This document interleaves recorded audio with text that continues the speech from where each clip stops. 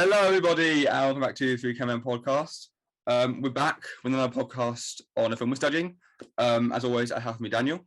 Hello, everyone. And today we'll be studying Fritz Lang's 1928 film, Spione. So obviously Lang is what we like almost a pioneer of cinema, and there's a lot of social and political context that goes behind this film. So that's what we'll be mainly exploring, but we'll also go through some sequences and some elements of film form.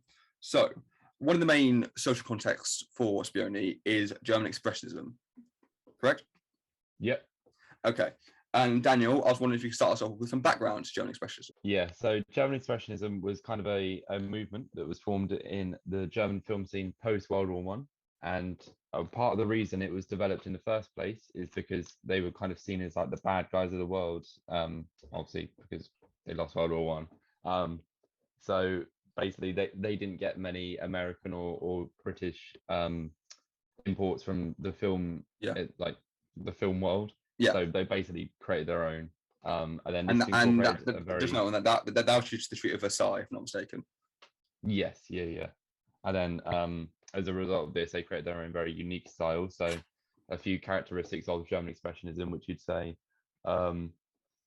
in key films like The Cabinet of Dr. Caligari, and Spies itself, you've got kind of very grand scale sets, very intricate little details. Well, they're very distorted and quite works, very distorted style. And these are all during the silent era, so there's no talkies, of course, in this German expressionism movement, because it only ran up until about 1928, and I think for silent films. Talkie came out in 1920. No, talkies came out in America in 1927. In Europe, it was 1928. There you go. Yeah. So we would categorize Spione as a film that's part of this German expressionism movement, and as a result, it carries some of those traits. Did you want to expand on? Yeah, I did actually, because there are more, features of German expressionism. So along with the sort of very enigmatic interiors of like usually quite specifically built sets in German silent films, there's also a lot of misty landscapes, a lot of dark subject matter. It's typically representing the general truth or the emotion of the German people at the time. Obviously, for the majority of the public, I think they were going through a depression at the time when it started in the early 20s. So they had a lot to get off their chest, essentially, and they used the German expression movement as a way to, I guess, express that. There's a lot of debates between whether it should have been more naturalistic, realistic, or if it's too expressive. But at the basis of it is a very non-naturalistic movement. There's a lot of expressive performances, very like, of course, obviously, along with facts, you couldn't speak in a film. You couldn't say what you were thinking. You also had to over-exaggerate it to really get the message across, I feel.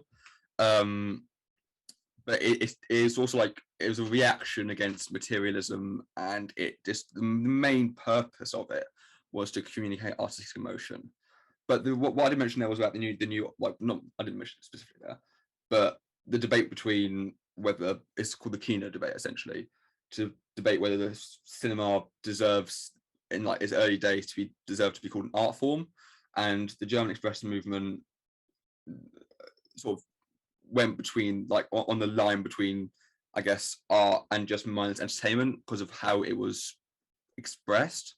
Yeah, I mean, I'll touch on a point about kind of German expression in the modern day. So obviously you have all these old films, but there's still these characteristics and these traits that were obviously developed back in the 1920s, but are still brought up today. So if you especially look at the works of Tim Burton, for example, he uses these, I think like 1989 Batman is a good example of this, where it has kind of the grand but very kind of gothic style and quite, like expressionistic landscapes, which Spione also does, because you have all the alleyways, and like we'll touch on that later with like the bar scene and stuff like that.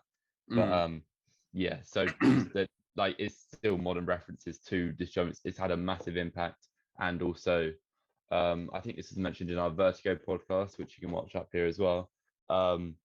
We have Hitchcock took traits from this German expressionism movement into his own films, and because he was quite against talkies, he loved the pure cinema, silent era of it as well.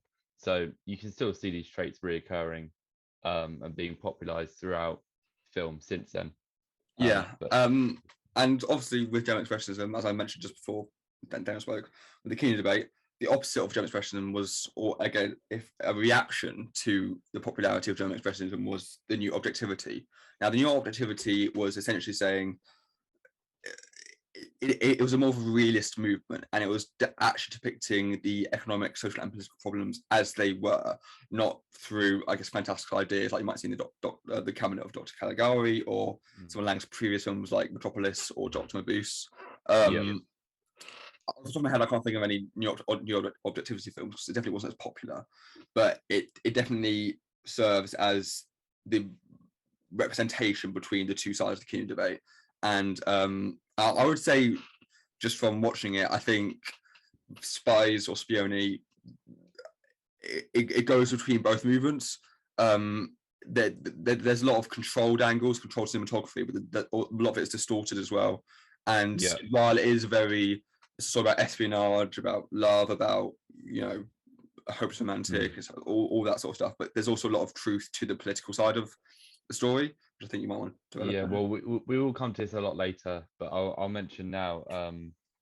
You talk about kind of the style of the film itself, and this is unlike other Fritz Lang works where it only used a one camera setup, whereas often he used two cameras just so we could capture stuff quicker and get you know, actors' kind of initial reactions to a scene as opposed to doing it over and over again.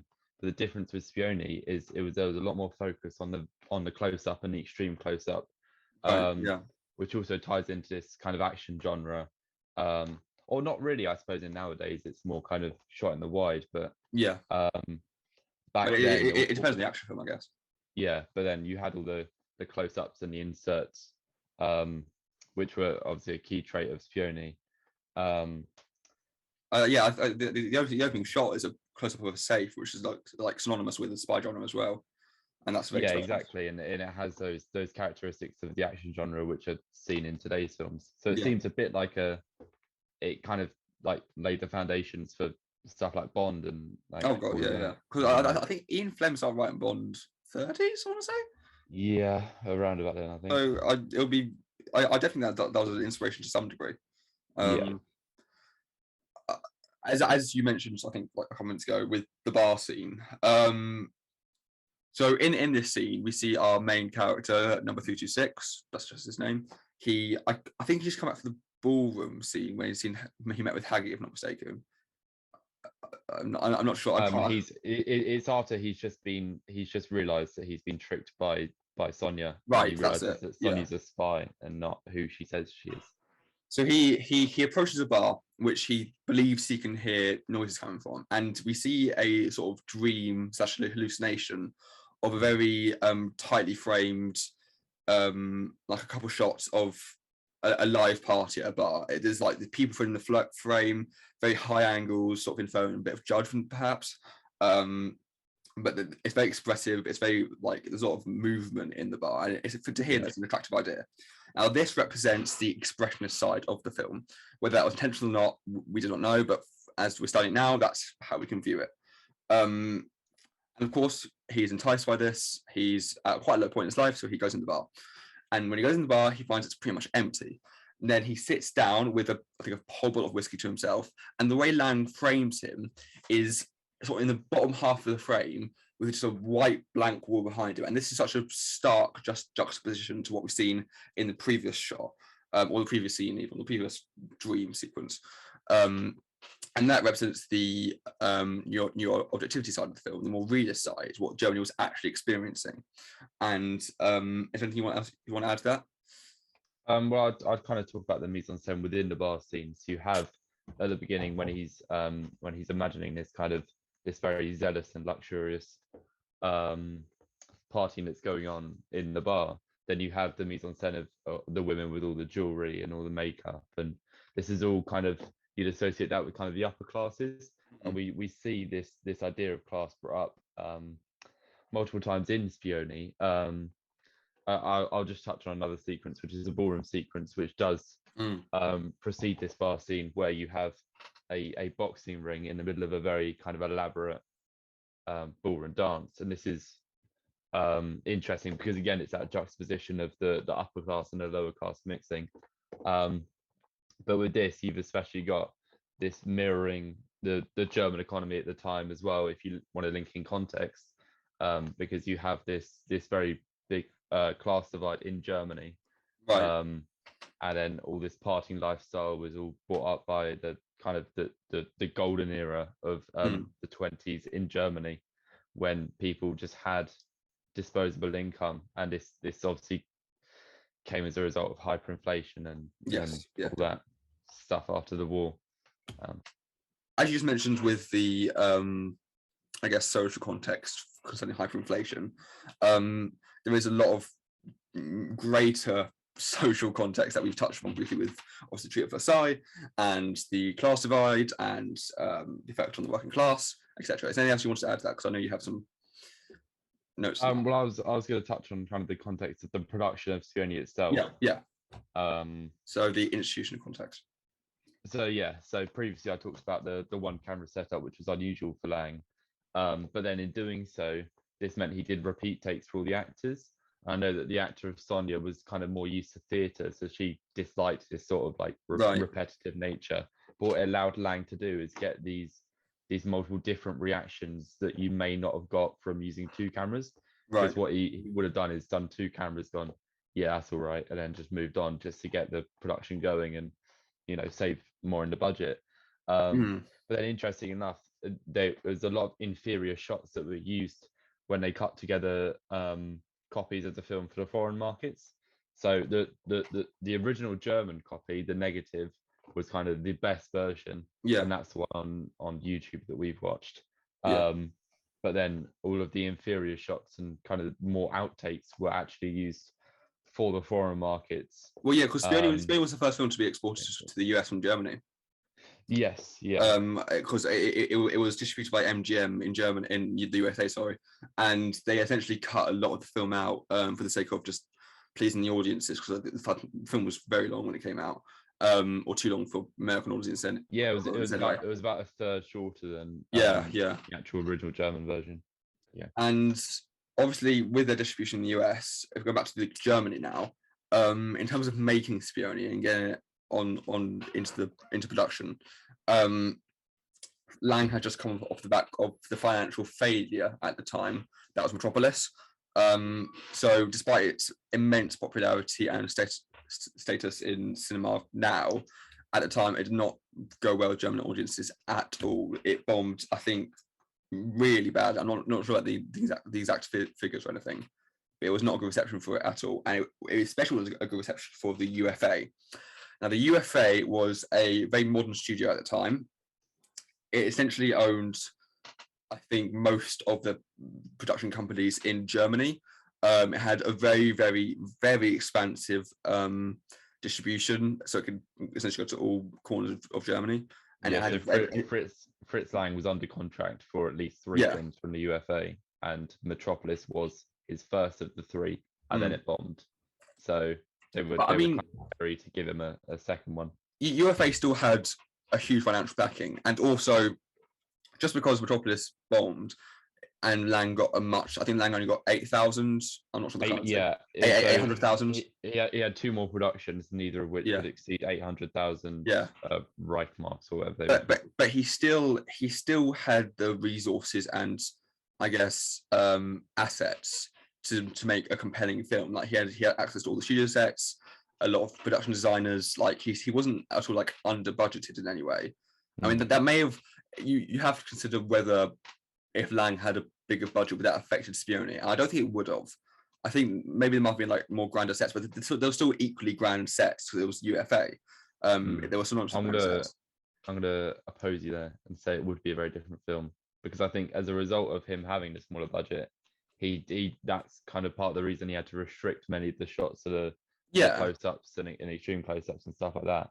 But also Metropolis as a film has very picturesque long shots and it's got a very expansive world, whereas Spione is more contained within itself. It's a very contained story In that case, do you think as a whole. that they wrote it to the smaller budget, or did they have to adapt the script for a smaller budget? Do you think? Well, so I think the reason that Spione was picked as the film to do was because this is kind of it was kind of seen as Fritz Lang, like action genre in itself was a safe bet. It would get an audience. It wasn't too out there, too experimental. And Fritz Lang's origins are in action films as well. That's what he kind of started out making and then moved towards some more metropolis style of filmmaking. So I think that it was more the UFA's part to be like, we're going to get you to do an action film because then we can guarantee an audience, guarantee a profit, and we won't have to knock you off the contract. Well, what I meant was initially, I don't think the story would have changed if they made it later in the career or they made it early in the career, if that makes sense. I think in Lang's career.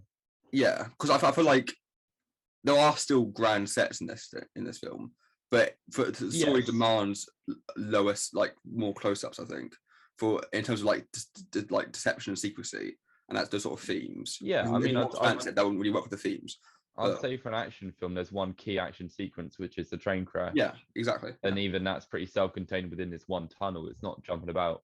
It's not going on a train for loads of different locations. The fact also the Haghi Bank invasion at the end. That's a lot of extras, a big set. Oh yeah, I suppose. Yeah, a very like parallel editing all over the place. You know, it's still quite expansive, but obviously not to the degree that Metropolis was because they didn't want to risk it.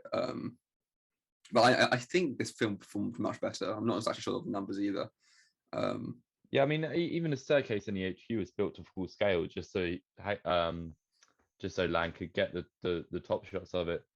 So I just mentioned Haghi's base, and I think Haghi's a good character to sort of get a good deep dive into.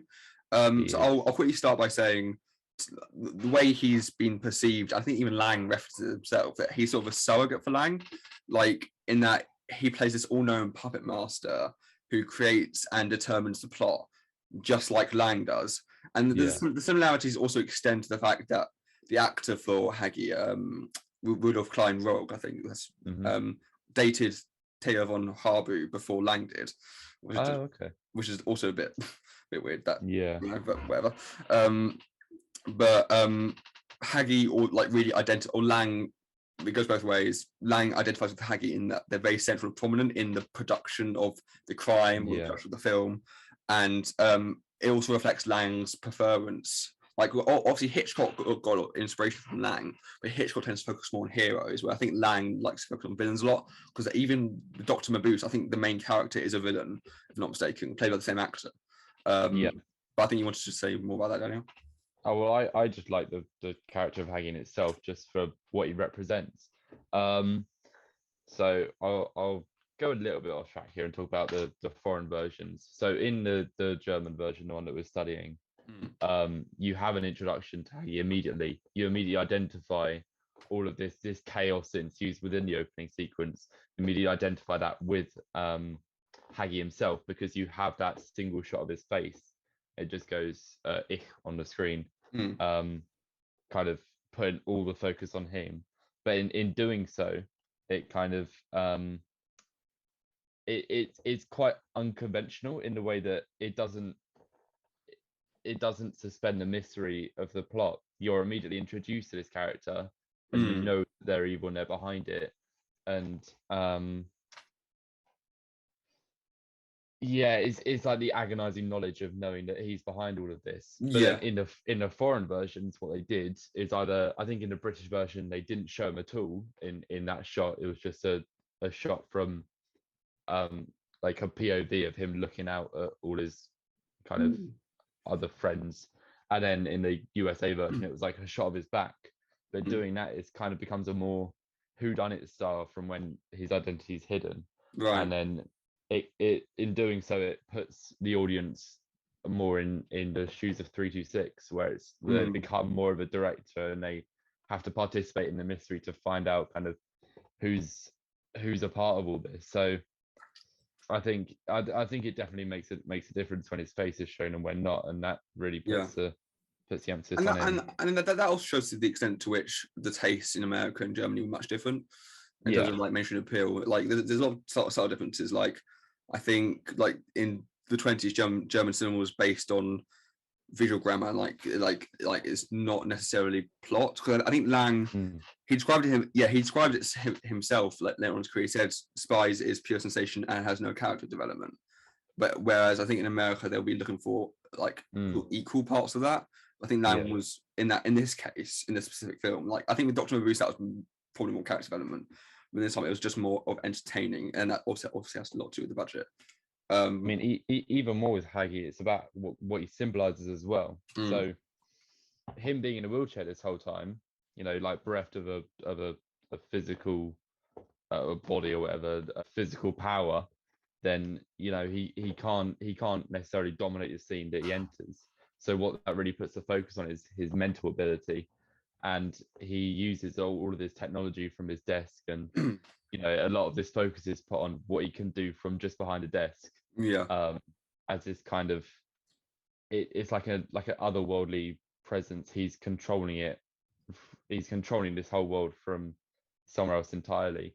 And then this has links with the context of the film. So you had the rise in technology and the rise in that kind of the communication as well. I know in the opening sequence there's like the shots of the radio towers and the telephone calls and stuff like that. Right. Yeah. And that's all kind of showing this focus in the uprise of technology. Yeah. But also a lot of Fritz Lang's worlds that he creates are kind of very, very cold, more of like a fully automated universe sort of thing. Yeah. There's a lot of emphasis on technology in this film. Yeah, and then that makes Haghi a very dangerous presence and a dangerous mind, by just controlling the world with this technology. Yeah, 100%. But speaking of Lang, he's his style is like simultaneously very objective and like just very clear cut about what it's trying to present. But it's also very abstract and dreamlike in a sense. Like obviously that differs from film to film. Like I haven't seen Dr. Mabuse or Metropolis, but I assume they're quite dreamlike. When this is much more objective and like face value sort of what it is what you get. But he was also influenced by a lot during like the cinema during the 1910s. So like paranoid crime thrillers. There's a director called Louis Fruelve. I've completely butchered that pronunciation, but he directed films or like mini series or like I'm not entirely sure of the correct definition of like called Les Vampires, came out in 1916.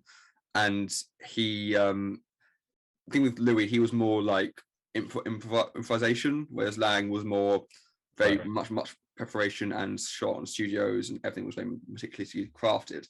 But in terms of like the thematic connections, they're very strong, and that then obviously laid the groundwork for Hitchcock and Fleming and all that sort of stuff. So talking about like kind of Fritz Lang's influences as well, he does take influence from other aspects of film. So with the Russian films, he learns this very fast-paced editing techniques, and he stages speed until the worst thing happens. But this kind of reflects audiences where it's like people go to the cinema to escape their in the inscrutable pace of everyday life. Yet Lang doesn't necessarily want to distract them. He wants to reinforce this faster energy and faster energy and more kinetic motion in his films. Yeah. No, I have to say, and obviously you talk about fast editing, which we also see very prominently in the opening sequence of the film. So in this opening, I have to admit, when I first watched it, I wasn't exactly sold on it. I thought it was a bit too fast paced and there's too much information being thrown at you at once, which I guess was a bit of a trait of silent film because you had a lot of exposition to get out of the way, I'd assume. But it's also, I think, depending on what type of spectator you are, like negotiated or oppositional, you may think that the sporadic editing can engage you and you like just get flung a story with no prior knowledge, which is, I guess, works for some, doesn't work for others. But there's also a lot of meaning behind the editing of the opening sequence. So when we see the very fast pace and emotive performances of all the stressed bureaucrats in the lower down offices after the documents have been stolen, it cuts to in those shots there's through the mise en scène there's like lots of stacked books and the camera movement's very frantic, going up and down as we align our eyes with the characters, and there's like an emotional contagion form there as we feel their stress. But then it cuts immediately to a very static shot of an army general at his desk with a newspaper, and someone such a high position of such a high caliber, you would have thought he should be more stressed as well. But he might have been, but he obviously doesn't look it. His desk is pretty much empty. It's very modern. That's a lot of technology on it, like we mentioned earlier. Again, maybe that's even a similar status in this film. How much technology you have in your and you can link it in with Haghi and his desk. It's very structured, very clean compared to all the ones we see in the opening sequence, where it's just a mess of papers or kind of. It just shows how controlled he is over this situation, that he's obviously caused the chaos. And that sort of dichotomy almost between those two extremes speaks volumes for the social climate of Germany at the time. But there's also a lot to be said about the cinematography of the opening sequence. Specifically, there's that one shot after the documents have been stolen of a man looking rather manic, you could say, on a motorcycle in a worm's eye view. It just want to build upon that with Daniel, or? Oh no, you go ahead. Okay. Sorry. It gives a very uneasy feel, and almost of like a very fearful perspective of this man. And we can assume that he was the guy who sold the documents. We don't know, but it foreshadows the later deception and the dark things that were later to come. Is there anything you want to add about the opening sequence, or? Well, I was just going to link it in with kind of the context. Go ahead. So a lot of the opening sequence, actually, well, pretty much all the opening sequence is kind of ripped from real life events, interesting enough. So obviously you have the rise in technology in Germany, and then you have the visuals of the radio towers going off. In 1927, you have a Franco-German commercial treaty that's finalized, and this is kind of with the papers all very secretive and stuff like that. And then there's a guy that says, there's a guy that signs another treaty in 1922 between Germany and the Soviet Union, and then is subsequently shot in his car. Hence the opening sequence. Fritz Lang takes this, shoots the guy in the car with important documents. Then even a whole bank robbery at the end is based on this Scotland Yard raid that happened many years ago. You have the introduction. It's called the Eros raid. Eros raid, I think. Yeah. And then you have the introduction of the compact camera in 1925, which Fritz Lang shrinks down smaller, puts on his Spies. And then in 1924, there's a book that's published about the betrayal of a colonel in the army, and this is reflective of Jalusik's narrative throughout the film, where he commits suicide because he's exposed.